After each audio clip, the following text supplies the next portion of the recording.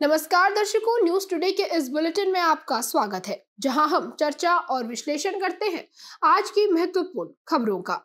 आज की मुख्य सुर्खियां इस प्रकार हैं। सुप्रीम कोर्ट ने कहा है कि परिसीमन आयोग यानी डेलिमिटेशन कमीशन के आदेश की न्यायिक समीक्षा की जा सकती है। नमामि गंगे मिशन NGM 2.0 के तहत 4 परियोजनाओं का संचालन शुरू किया गया।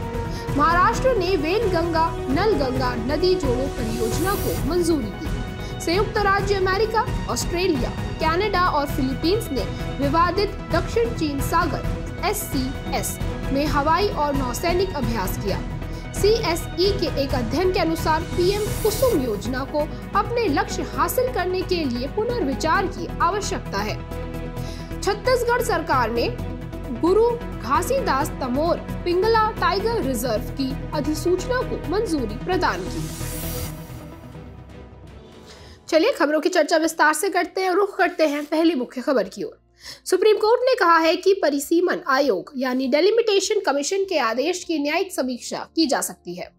किशोर चंद्र छगनलाल राठौड़ मामले में सुप्रीम कोर्ट ने निर्णय दिया कि परिसीमन आयोग के किसी भी आदेश के स्पष्ट रूप से मनमाने होने और संवैधानिक मूल्यों के अनुरूप नहीं होने पर संवैधानिक न्यायालयों को उन आदेशों की समीक्षा करने का अधिकार है।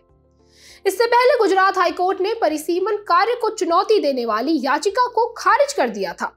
हाईकोर्ट ने संविधान के अनुच्छेद 329A का संज्ञान लेते हुए कहा था कि ये अनुच्छेद चुनाव संबंधी मामलों में न्यायालय के हस्तक्षेप को रोकता है।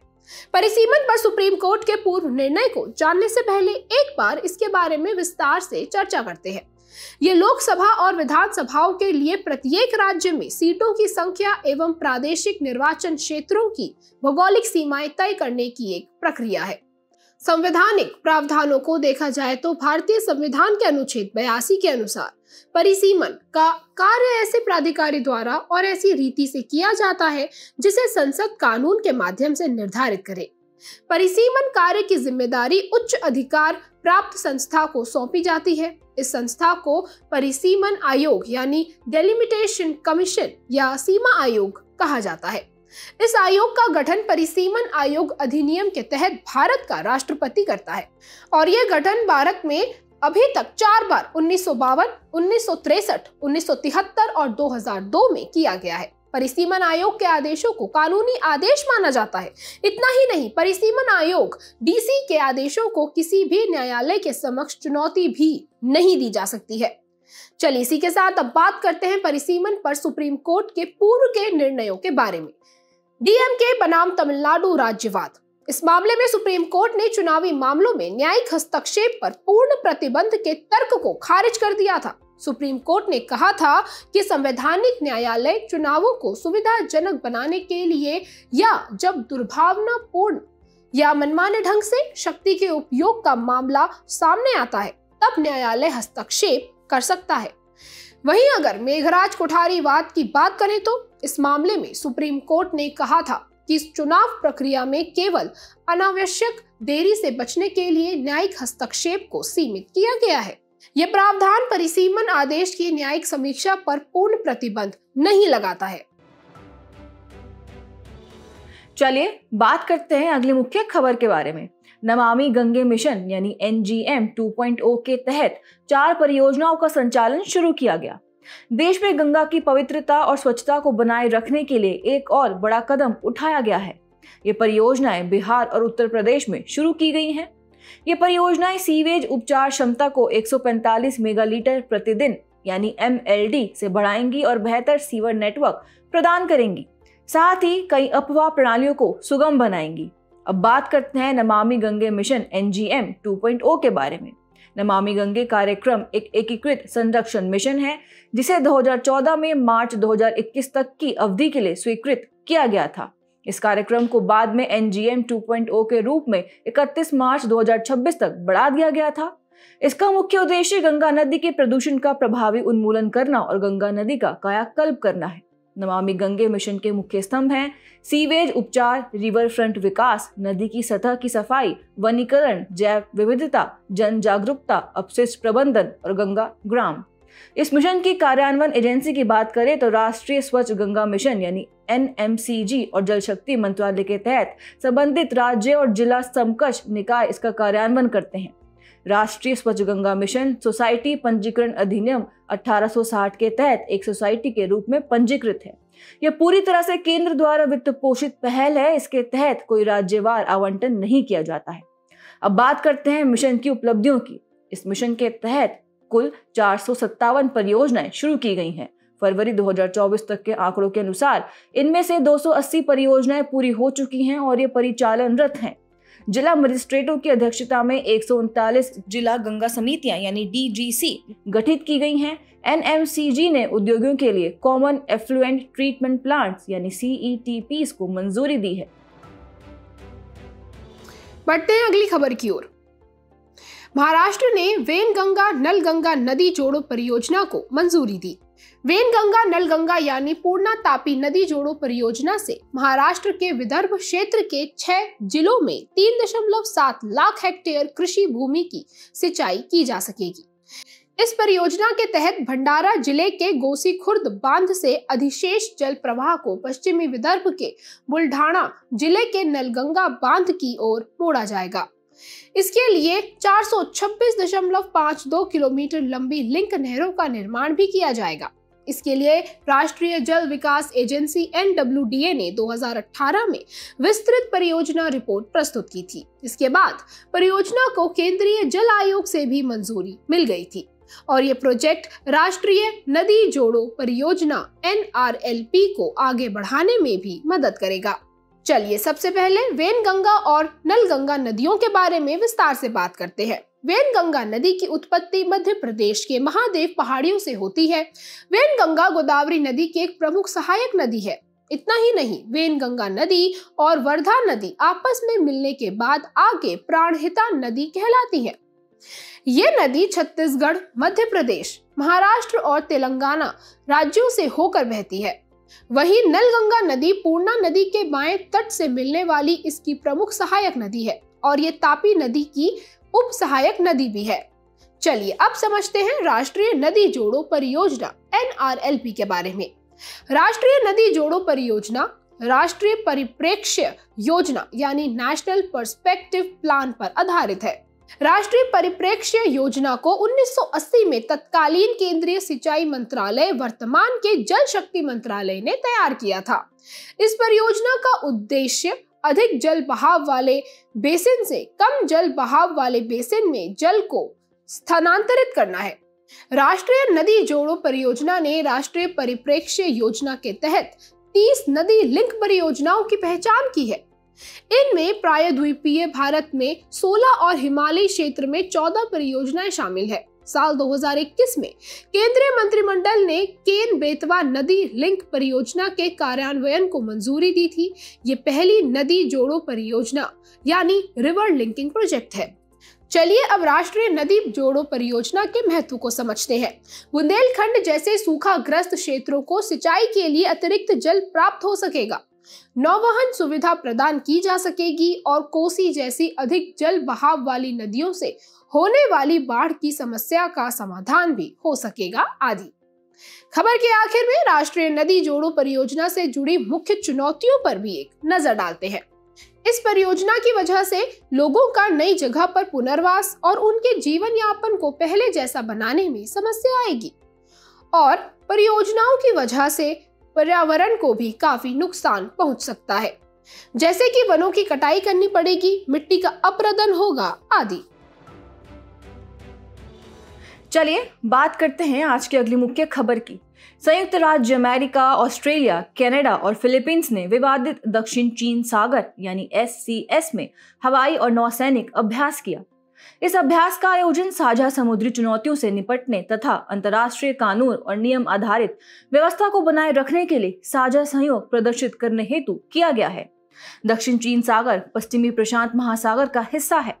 मोटे तौर पर देखा जाए तो इसका विस्तार दक्षिण पश्चिम में सिंगापुर और मलक्का जलडमरू मध्य से लेकर उत्तर पूर्व में ताइवान जलडमरू मध्य तक है।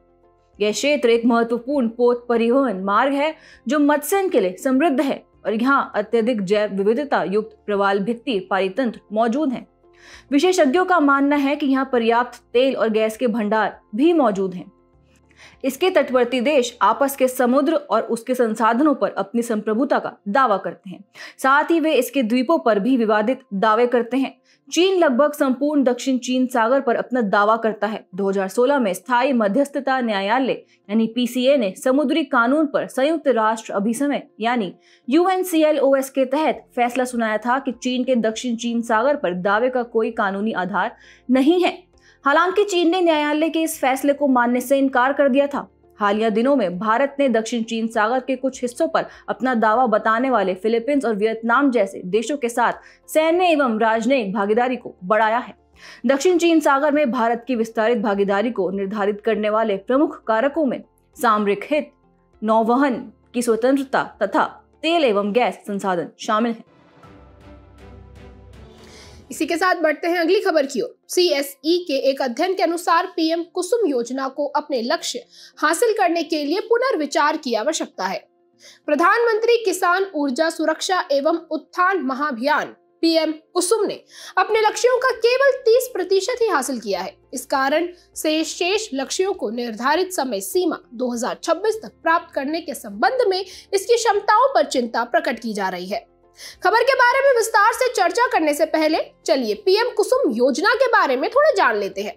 इसे मार्च 2019 में शुरू किया गया था। इसका उद्देश्य कृषि कार्यों में डीजल चालित जल पंपों का उपयोग समाप्त करना, किसानों को जल और ऊर्जा सुरक्षा प्रदान करना और किसानों की आय बढ़ाना और साथ ही पर्यावरण प्रदूषण पर अंकुश लगाना है।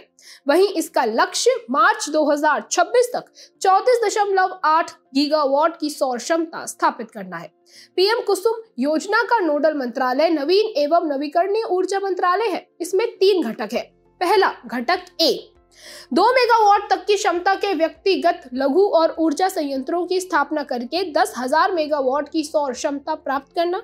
घटक B 14 लाख स्टैंड अलोन सौर ऊर्जा संचालित कृषि पंपों की स्थापना करना और घटक C ग्रिड से जुड़े 35 लाख कृषि पंपों का सौरीकरण करना। चलिए अब इस अध्ययन के मुख्य बिंदुओं पर एक नजर डालते हैं। इस योजना का ज्यादातर कार्यान्वयन इसके घटक B के तहत हुआ है, जबकि घटक A और C के अंतर्गत सबसे कम कार्यान्वयन देखा गया है। सौर ऊर्जा चालित कृषि पंपों ने किसानों को दिन के समय बिना बिजली कटौती के डर के अपने खेतों की सिंचाई करने में सक्षम बनाया है। क्योंकि किसानों को सस्ती बिजली उपलब्ध करवाई जाती है, इसलिए किसान सौर जल पंपों को अपनाने के लिए काफी कम प्रोत्साहित होते हैं। इसके अलावा विविध क्षेत्रों में अलग अलग क्षमताओं वाले जल पंपों की अनुपलब्धता भी है। जैसे कि हरियाणा में 5 HP और 7.5 HP के सतही जल पंप उपलब्ध नहीं हो पाते हैं। इन समस्याओं को देखते हुए इस अध्ययन में कुछ सिफारिशें भी की गई हैं। एक एक करके उस पर भी विस्तार से चर्चा करते हैं। पहला, विकेंद्रीकृत कार्यान्वयन मॉडल की आवश्यकता।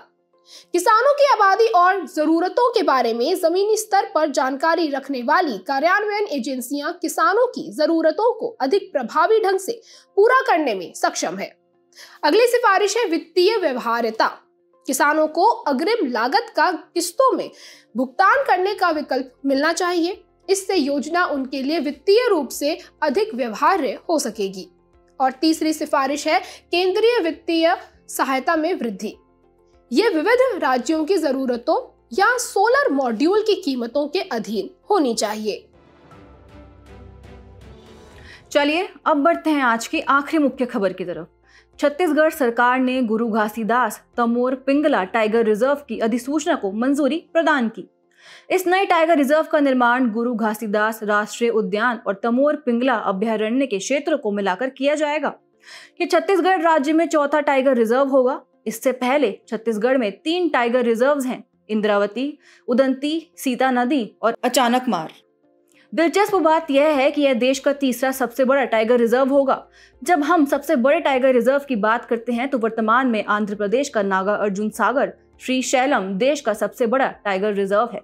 इसके बाद असम के मानस टाइगर रिजर्व का स्थान है। अब बात करते हैं टाइगर रिजर्व के महत्व की। टाइगर रिजर्व को बाघ संरक्षण की दिशा में एक महत्वपूर्ण कदम माना जाता है। प्रत्येक टाइगर रिजर्व के 2 भाग होते हैं। पहला कोर या क्रिटिकल टाइगर हैबिटेट यह टाइगर रिजर्व का सबसे महत्वपूर्ण भाग होता है और इसमें अक्सर राष्ट्रीय उद्यान या अभयारण्य शामिल होते हैं। दूसरा, बफर या परिधीय क्षेत्र। इस हैबिटेट क्षेत्र में कम सुरक्षा उपायों की जरूरत पड़ती है।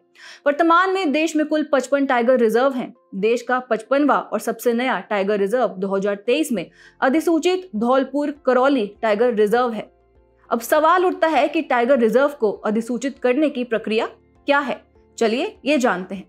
राज्य सरकार ने वन्यजीव संरक्षण अधिनियम 1972 की धारा 38(5) के प्रावधानों के अनुसार टाइगर रिजर्व अधिसूचित करती है। इसके लिए राष्ट्रीय बाघ संरक्षण प्राधिकरण यानी NTCA से सलाह ली जाती है। इसके अलावा टाइगर रिजर्व की सीमाओं में बदलाव या अधिसूचना को रद्द करना भी एक महत्वपूर्ण प्रक्रिया है। राष्ट्रीय बाघ संरक्षण प्राधिकरण की सिफारिश और राष्ट्रीय वन्यजीव बोर्ड यानी NBWL की मंजूरी के बिना टाइगर रिजर्व की सीमाओं में कोई भी बदलाव नहीं किया जा सकता।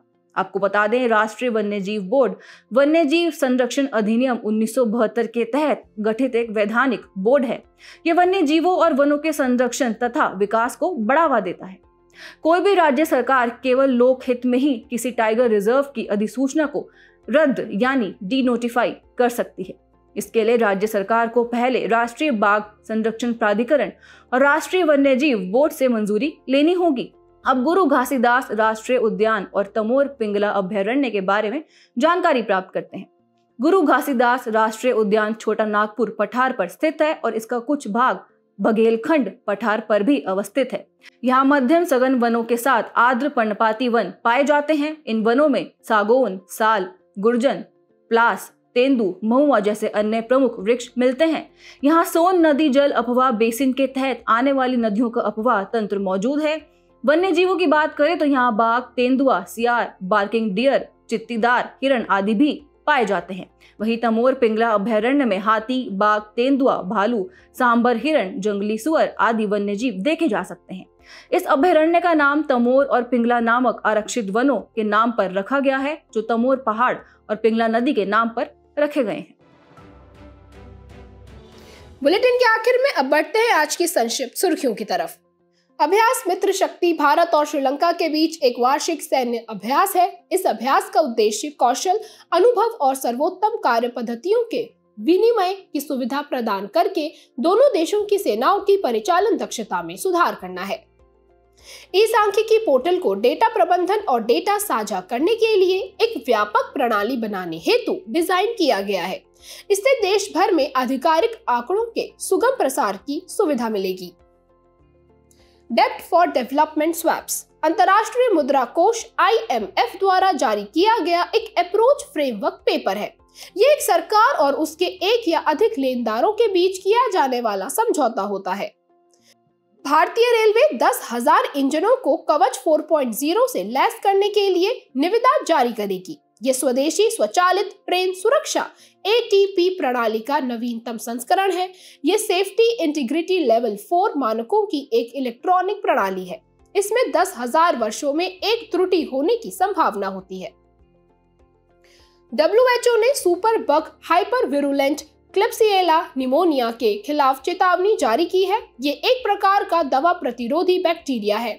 ये स्वस्थ प्रतिरक्षा प्रणाली वाले लोगों में भी तेजी से बढ़ने वाले घातक संक्रमण का कारण बन सकता है। IIT इंदौर ने सैन्य कर्मियों के लिए TENG तकनीक पर आधारित जूते बनाए हैं। ये चलने से उत्पन्न यांत्रिक ऊर्जा को ट्राइबो इलेक्ट्रिक प्रभाव का उपयोग करके विद्युत ऊर्जा में परिवर्तित करती है, फिर इसे सिस्टम में लगे डिवाइस में भंडारित कर देती है। केंद्र सरकार बिटुमिन में 35% तक बायो बिटुमिन मिश्रण की अनुमति दे सकती है। इससे 10,000 करोड़ रुपए के बराबर विदेशी मुद्रा की बचत होगी। बिटुमिन कच्चे तेल के आसवन के माध्यम से उत्पादित एक काला पदार्थ है। वहीं bio bitumen biochar, bio oil जैसे कार्बनिक तत्वों से निर्मित बिटुमिन का एक रूप है। केंद्र सरकार ने खान और खनिज विकास और विनियमन अधिनियम 1957 के तहत टेंटलम को एक महत्वपूर्ण एवं सामरिक खनिज यानी क्रिटिकल एंड स्ट्रेटेजिक मिनरल के रूप में अधिसूचित किया है। टेंटलम एक दुर्लभ धातु है। इसका परमाणु क्रमांक 73 है। तुर्काना झील पर पिछले 50 वर्षों में पहली बार व्यापक सर्वेक्षण किया गया। यह सर्वेक्षण यूनेस्को और विश्व खाद्य कार्यक्रम WFP द्वारा संचालित किया गया था। इस सर्वेक्षण या शोध परियोजना से झील में मछली पालन की अपार क्षमताओं का पता चला है। यह झील उत्तर पश्चिमी केन्या और दक्षिण पश्चिमी इथियोपिया में स्थित है। संयुक्त राज्य अमेरिका की पर्यावरण संरक्षण एजेंसी ने खरपतवार नाशी कीटनाशक डाइमेथिल टेट्राक्लोरो टेरेफेथलेट पर प्रतिबंध लगा दिया है। इस कीटनाशक को DCPA या डेक्थल के नाम से भी जाना जाता है।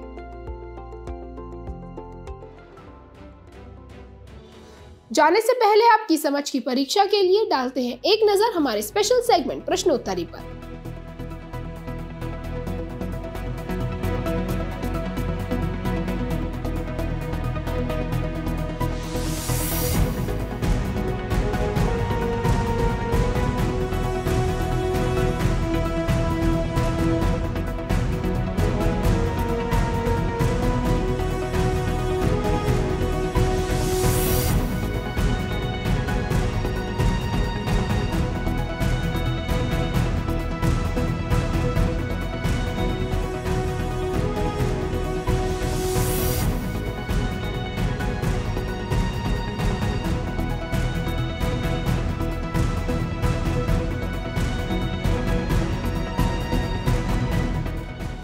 हमसे जुड़ने के लिए आपका धन्यवाद। उम्मीद है न्यूज टुडे का ये बुलेटिन आपको पसंद आया होगा। न्यूज टुडे की PDF को डाउनलोड करने के लिए और आज के क्विज के उत्तर के लिए डिस्क्रिप्शन में दिए गए लिंक्स पर क्लिक कीजिए।